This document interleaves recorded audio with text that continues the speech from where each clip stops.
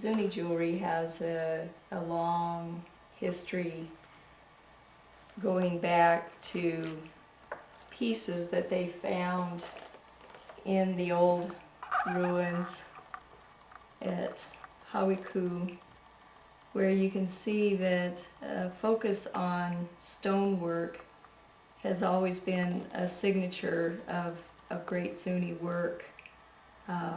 There has always been this interest in shaping stones and creating patterns with the stones. So there's a very long history in figurative work, and the fetishes that have been carved, again, for many centuries, is a tradition that's carried forward now. This is some of the delicate bird fetishes of married Psychoway. Mary and David this is where they tended to focus in their work in grinding down these lovely, delicate pieces. And I think that really is part of the signature of great Zuni work, is this obsessive compulsive is what I call it. I like to say they're some of the obsessive compulsives of the Indian art world, because this idea of precision, of cutting and fitting things together so perfectly, is something that amazes me, especially when you look that this is a silversmith. This is a historic photo, and you look at him working with a traditional pump drill, just a hand pump drill, in drilling holes into the center of a stone. Even down here where a silversmith is working at an old forge.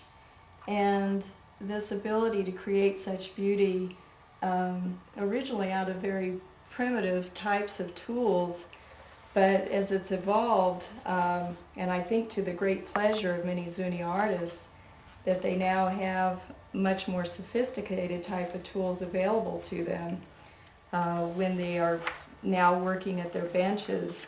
But even in so saying, that many of your silversmiths still work in fairly simple circumstances. This is a silversmith who's working in the closet. That's the space that he designated that would work within his home. Here, just by a window, a simple work table, and that's still a very common sight, is to have everything they need set up in a fairly small area.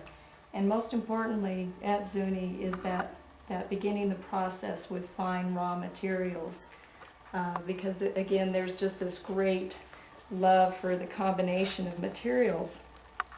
And you had these artists, again, starting in prehistoric times, doing wonderful type of inlay in their work, and more recently now, where you see the different interpretations of figures that are important to them. This is a rainbow man here, and this is a piece. This is really a signature piece for Ralph and Lily Calistewa.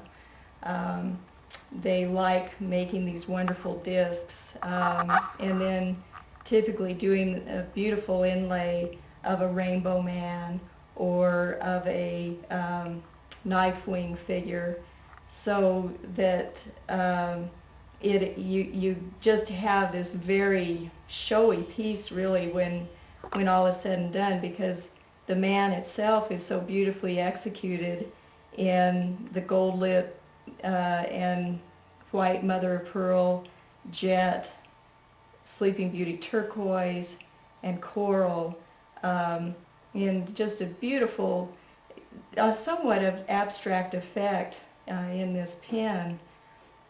Another really terrific artist, and this really plays into one of my personal passions, that started with pens that were made for my oldest brother and my oldest sister back in the 50s by Daisy Huey. And these pens were actually portraits of my oldest brother and my oldest sister and their collie that they had at the time, Shep.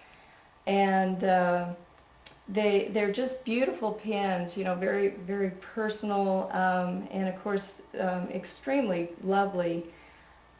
Today you don't see as many of the Zuni artists focused on this type of figurative work, but one who is just absolutely incredible is Andrea Lonjose Shirley, and that she is taking some of the traditional Kachina figures, and she'll even focus over on figures that can come from the Hopi mesas as well. But if you really look at everything that she does and how she takes the raw materials to create such interesting effects, like having the abalone shell here, but these wonderful specks and dots, you know, showing the fur cape that is over this Kachina's shoulders. Just the movement that's in there, the detail in the hands and the delicacy of the feet.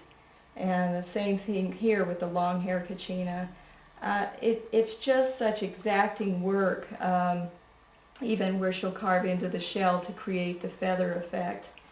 So I think I'm very happy to see this particular tradition carrying on, and certainly that it's not only about these very serious traditional figures, but certainly one of the earliest things that I collected and that I still have is a Mickey Mouse ring that was done for me. And it's interesting that the Zuni silversmiths are some of the very few people that are allowed to recreate these images of Walt Disney, the Charlie Brown images originally created by Charles Schulz, that I think that they fortunately were looking at the larger picture and appreciated these icons of American culture finding a new way of expression in a very old art form.